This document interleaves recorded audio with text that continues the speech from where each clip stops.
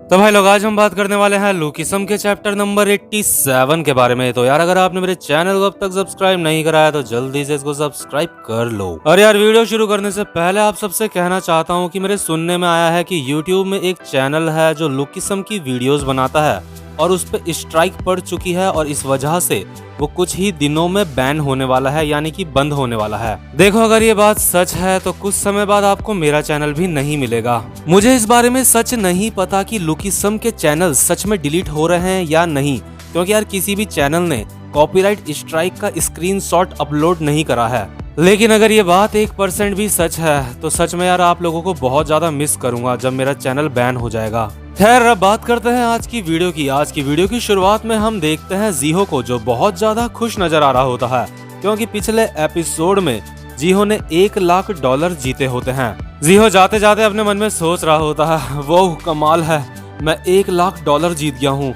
इनमें से मैं $1000 जेक के बॉस को दूंगा। इन $1 लाख में से मैंने जो $26,000 उधार लिए हैं मैं वो भी चुकाऊंगा और इसके बाद मैं डैनियल के भी पैसे वापस करूंगा। मैं डैनियल को दुगने पैसे वापस करूंगा, नहीं, मैं उसको 3 गुना पैसे वापस करूंगा। लेकिन तभी इसके बाद जो जीहो होता है वो अपना एटीएम यानी बैंक का बैलेंस चेक करता है एटीएम में, लेकिन उसका बैलेंस अभी 0 दिखा रहा होता है। तो जीहो अपने मन में सोचता है कि क्या मेरे बैंक अकाउंट में अब तक पैसे नहीं पहुंचे? कि क्या पैसे पहुंचने में ज्यादा समय लगता है जब ज्यादा पैसे आने होते हैं बैंक में? उन्हें मेरे अकाउंट में 5 मिनट में पैसे भेज देने चाहिए थे। ये तो किसी का भरोसा तोड़ने वाली बात हो गई। वैसे तो यार जीहो होता है ना, जो उसको अंदर से फीलिंग आ रही होती है कि शायद उसको धोखा मिल चुका है। जेक और उसके बॉस ने जीहो को धोखा दे दिया है, लेकिन फिर भी जीहो अपने माइंड में ये सारी बातें सोच नहीं रहा होता है। इसके बाद जीहो उस जगह पे पहुंचता है जहां पे जेक रहता होता है अपने बॉस के साथ, मतलब जहां पे उनका ऑफिस होता है एक तरीके से। लेकिन जैसे ही जीहो वहां पहुंचता है तो जीहो देखता है वो जगह बिल्कुल खाली है। उस जगह में जो सामान भी रखा हुआ था वो भी वहां से गायब है और अब उधर कोई भी नहीं रहता। और ये देख के जीहो बहुत ज्यादा हैरान हो जाता है। अरे यार, सच में अभी जीहो को देख के ना मुझे हेरा फेरी मूवी का लक्ष्मी चिट फंड याद आ रहा है। तो अभी जो जीहो होता है उसकी फटके 4 हो जाती है, क्योंकि उसको पता चल जाता है कि शायद उसका पोपट बन चुका है। इसके बाद सीन शिफ्ट होता है और हम देखते हैं जॉन और उसके बॉस उस मोटे को। और जो मोटा होता है वो हंसते हुए कह रहा होता है, साली थाईलैंड, आखिर वो कैसे जीत गई? इसके बाद जॉन कहता है, वैसे कैसा रहेगा, अब हम कोई अच्छा सा ऑफिस रेंट में ले लें। इसके बाद जो मोटा होता है वो कहता है, क्या उसका रेंट तू देगा? वैसे भी ये बस 1-2 महीने की बात है, इसके बाद जीहो सब कुछ भूल जाएगा। वैसे अभी हमने टोटल कितने लोगों का बेवकूफ बना दिया है? इसके बाद जॉन कहता है, जीहो को मिला के पूरे 8 लोग हो चुके हैं। और यार, जितने भी लोगों को ये लोग बेवकूफ बनाते हैं ना, उनका IP एड्रेस मतलब वो कैंसिल कर देते हैं, जिस वजह से जैसे जीहो अगर दोबारा से उस ऐप में गेम खेलना चाहेगा ना तो वो खेल नहीं पाएगा, उसका वो ऐप खुलेगा ही नहीं। और ऐसा करने के लिए ये लोग बहुत सारे नोटपैड यानी टैबलेट यूज करते हैं ताकि ये लोग पकड़े ना जाएं। और अभी ये काफी सारे पैसे कमा चुके होते हैं। तो जो जॉन होता है वो अपने बॉस उस मोटे को कहता है, बॉस मुझे सच में आपसे जलन हो रही है। इसके बाद ये मोटा कहता है, मुझे तुमसे ज्यादा जलन हो रही है, क्योंकि जितने भी नए बच्चे यहाँ पे पैसे जीतते हैं उसका 40% तुम्हें मिलता है। इसके बाद जॉन कहता है, मुझे नए बच्चों को बहला फुसला के फंसाना पड़ता है और अगर वो हमारे जाल में नहीं फंसते तो इस वजह से मुझे काफी कम पैसे मिलते हैं। इसके बाद ये मोटा कहता है, तुमने बिल्कुल सही कहा, इसलिए तुम्हें इस बार ज्यादा बच्चों का बेवकूफ बनाना पड़ेगा। इसके बाद नेक्स्ट सीन में हम देखते हैं जीहो को, जो जेस के कैफे में गया हुआ होता है। वो जेस से जॉन के बारे में पूछता है। इसके बाद जेस कहता है, क्या तुम पूछ रहे हो कि क्या जॉन अपने घर चला गया यहाँ से काम करके? जिस दिन आखिरी बार वो इस कैफे से बाहर गया था तुम्हारे साथ, उसने उसी दिन जॉब छोड़ दी थी। इसके बाद जीहो बड़े ही उदास मन से कहता है कि क्या तुम किसी तरह से उससे कांटेक्ट कर सकते हो? मैं उसको कॉल मिला रहा हूँ लेकिन उसका नंबर मिल नहीं रहा। इसके बाद जेस कहता है, हाँ वो हमेशा अपना नंबर बदलता रहता है। और यार अभी ना बहुत ज्यादा बारिश हो रही होती है, तो जो जीहो होता है वो बारिश में भीगता भीगता इस कैफे से बाहर चला जाता है। और जो हमारा जेस होता है अपने मन में सोच रहा होता है, मैं जानता था कुछ ना कुछ गड़बड़ है। जीहो अब जॉन से भी किसी खतरनाक बंदे के साथ मुसीबत में पड़ चुका है। जिस दिन वो बंदा मुझे मिला था उस दिन के बाद से मैंने उस पे नजर रखी और वो बंदा लेकिन तभी यार पीछे से वास्को जेस को कहता है, हे जेस, आखिर बात क्या है? इसके बाद जेस कहता है, मुझे नहीं पता वास्को। वास्को कहता है, मुझे बताओ जेस, बात क्या है?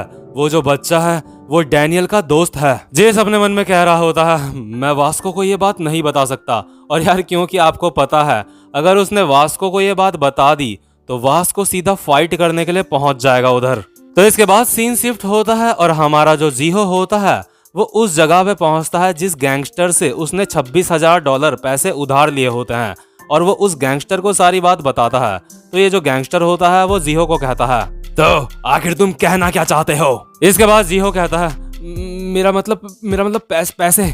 मैं $1,00,000 जीता, लेकिन अब मैं उन लोगों से कांटेक्ट नहीं कर पा रहा हूँ। इसके बाद ये गैंगस्टर कहता है, तो इसके बाद जीहो कहता है, अगर तुम मेरे लिए उन लोगों को ढूंढोगे तो मैं जो जीते हुए पैसे हैं वो तुम्हें दे सकता हूँ। लेकिन तभी जो ये गंजा होता है वो जीहो के गले में अपने हाथ से मारता है और उसको दीवार में चिपका देता है, और जीहो खांस रहा होता है। इसके बाद ये गंजा कहता है, तू बहन के टोपे, तुझे क्या लगता है ये किस तरह का बैंक है? पहले तू मुझे कहता है जिस आदमी को तू यहाँ पे लेके आया था वो एक भिखारी था, ना कि तेरा बाप। तुझे क्या लगता है ये बात मुझे पहले से पता नहीं थी? क्या मैं अंधा हूँ? मेरे लिए ये बात मायने रखती है, जो तूने मुझे डॉक्यूमेंट्स दिए थे वो सारे के सारे डॉक्यूमेंट्स असली थे। और दूसरी बात, ये एक बैंक है, ना कि लोगों को ढूंढने वाली कोई कंपनी। मैं बस उन लोगों से पैसे वापस लेता हूँ जिन्होंने मुझसे पैसे लिए होते हैं, और जिसने मुझसे पैसे लिए हैं वो तेरा बाप है। और दूसरी बात, अगर तेरे पेरेंट्स को ये सारी बात पता चल गई तो वो मेरे ऊपर केस कर देंगे, लेकिन उनको केस करने दे, क्योंकि मेरे पास तेरे घर के लीगल डॉक्यूमेंट्स हैं, और ये जो लोन तूने मुझसे लिया है वो बिल्कुल लीगल है। और तूने कहा कि तेरे डैड ने पेपर्स पे साइन नहीं करे हैं, लेकिन मेरे पास यहाँ पे पहले से सारे डॉक्यूमेंट्स पड़े हुए हैं। तूने कहा तू अब उस भिखारी को ढूंढेगा, लेकिन अब तुझे वो भिखारी मिलेगा कहाँ? बस एक ही चीज है जिसमें मैं पकड़ा जा सकता हूँ, वो है इंटरेस्ट रेट जो मैंने तुझसे लिया था। और अगर तूने पुलिस को रिपोर्ट करा और मैंने तुझे इंटरेस्ट रेट तुझे वापस कर दिया तेरा, तो याद रखियो मुझे तेरे बारे में सब कुछ पता है। तेरे जो फादर हैं वो एक ऑफिस में मैनेजर हैं, तेरी मदर के पेरेंट्स इवान में रहते हैं। मुझे सब पता है तेरे सारे दोस्त और सारे रिलेटिव्स कहाँ रहते हैं। मैं तेरे लिए बहुत बड़ी मुसीबत बन जाऊंगा। तो अब तुझे मुझे $30,000 और 6,000 इंटरेस्ट देना होगा, और अगर तू एक दिन भी लेट हो गया तो मैं तेरे घर को बेच दूंगा। और जो तेरे साथ ये धोखा हुआ है, अगर तूने पुलिस में ये रिपोर्ट करा तो तू भी पकड़ा जाएगा, क्योंकि तूने जुआ खेला था। तो यार देखो, जो जीहो के साथ ये सब कुछ हुआ है ना, ये बस एक कहानी नहीं है, बहुत से लोगों के साथ ऐसा पहले हो चुका है। तो आई होप आपको इस वीडियो से कुछ ना कुछ तो सीखने को मिला होगा। तो इसके बाद सीन शिफ्ट होता है और हम देखते हैं जीहो को, जो एक अंधेरी सी जगह में बैठ के रो रहा होता है और अपने मन में सोच रहा होता है लगातार, अब क्या होगा, अब क्या होगा, अब क्या होगा, अब क्या होगा? अगर मैंने पुलिस को रिपोर्ट करा तो मैं भी पकड़ा जाऊंगा। मैंने एक लीगल लोन लिया है, लोन लिया है, लेकिन मैंने तो वैसा ही करा जैसा मुझे करने को कहा गया था। डैनियल के पैसे, मेरा घर, इस सब का क्या होगा? लेकिन तभी जहाँ पे जीहो बैठ के रो रहा होता है वहाँ पे 3 छपरी लोग आते हैं और कहते हैं, आखिर तू कौन है? ये हमारी जगह है, यहाँ से दफा हो जा। जीहो अपने मन में सोच रहा होता है, लगता है ये बेघर लोग हैं, ये यहाँ पे बारिश से बचने के लिए आ रखे हैं। ठीक है, मैं यहाँ से चला जाता हूँ। लेकिन तभी यार जीहो जैसे ही यहाँ से जाने वाला होता है वो देखता है जिसको वो अपना नकली बाप बना के लेकर आया होता है ना, इन 3 छपरियों में से एक वो भी होता है। और जैसे ही जीहो इसको देखता है, जीहो इसको पकड़ के कहता है, मिस्टर आप मुझे जानते हो है ना? प्लीज मेरी मदद करो, प्लीज ये सारी की सारी बातें पुलिस को बताओ कि तुम मेरे फादर नहीं हो। इसके बाद जो ये आदमी होता है वो कहता है, क्या मैं ये पुलिस को बताऊं? और तभी इनमें से एक बंदा जीहो के पीछे से उसके सर में एक ईंट मार देता है, जिस वजह से जीहो बेहोश हो जाता है।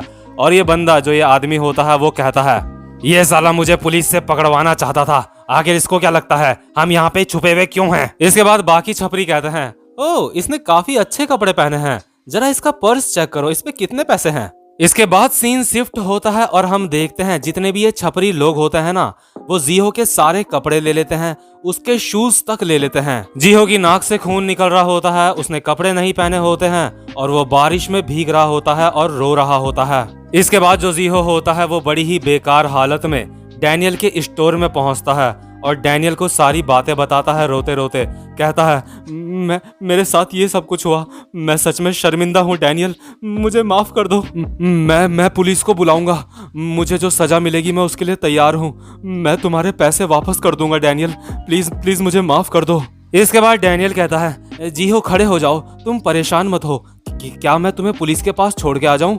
इसके बाद जो हमारी क्रिस्टल होती है मोटी वाली, हम देखते हैं वो भी यहीं पे होती है और अपने मन में सोच रही होती है मैं यहाँ पे डैनियल को देखने के लिए आई थी और साथ में कुछ सामान खरीदने के लिए आई थी, लेकिन जब मैं यहाँ पे पहुंची तो मैंने देखा यहाँ पे कुछ बड़ा चल रहा है। और यार जो जीहो होता है ना वो बहुत ही ज्यादा फूट के रो रहा होता है और बस यही कहे जा रहा होता है प्लीज प्लीज मुझे माफ कर दो। लेकिन तभी जो हमारी मोटी वाली क्रिस्टल होती है वो कहती है अभी पुलिस के पास मत जाओ, अगर तुम अभी पुलिस के पास गए तो जीहो तुम्हें भी सजा मिलेगी। मेरी बहन एक ऐसे इंसान को जानती है जो तुम्हारी मदद कर सकता है। इसके बाद सीन शिफ्ट होता है और हम देखते हैं हमारी सुंदर वाली क्रिस्टल को जो एक बंदे को कॉल करती है और वो बंदा कहता है क्या तुम इस वक्त कॉल कर रही हो, इस वक्त काफी ज्यादा लेट हो चुकी है। इसके बाद क्रिस्टल कहती है लेट हो गई है तो क्या हुआ, तुम अभी भी तो अपना कंप्यूटर ही चला रहे हो। इसके बाद क्रिस्टल कहती है मुझे तुम्हारी मदद की जरूरत है और इसके बाद ये बंदा कहता है सॉरी मैं थोड़ा बिजी हूँ। लेकिन क्रिस्टल कहती है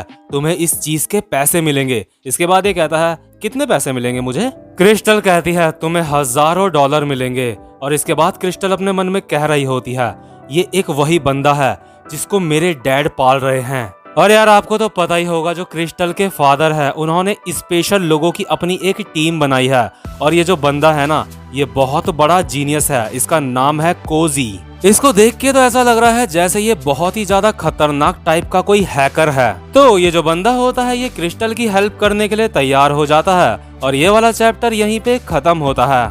तो भाई लोग उम्मीद करता हूँ कि आपको ये वाली वीडियो भी पसंद आई हो। और यार मेरे चैनल पे कॉपीराइट स्ट्राइक ना आए इसलिए मैंने इस वीडियो की जितनी भी इमेजेस हैं उनका साइज छोटा रखा है। उम्मीद करता हूँ कि यार आप मेरी बात को समझोगे। और यार अगर आप मेरे चैनल पे पहली बार आए हो तो चैनल को सब्सक्राइब और वीडियो को लाइक जरूर से कर देना। अब मैं आपसे मिलूंगा अपनी नेक्स्ट वीडियो में, तब तक के लिए गुड बाय।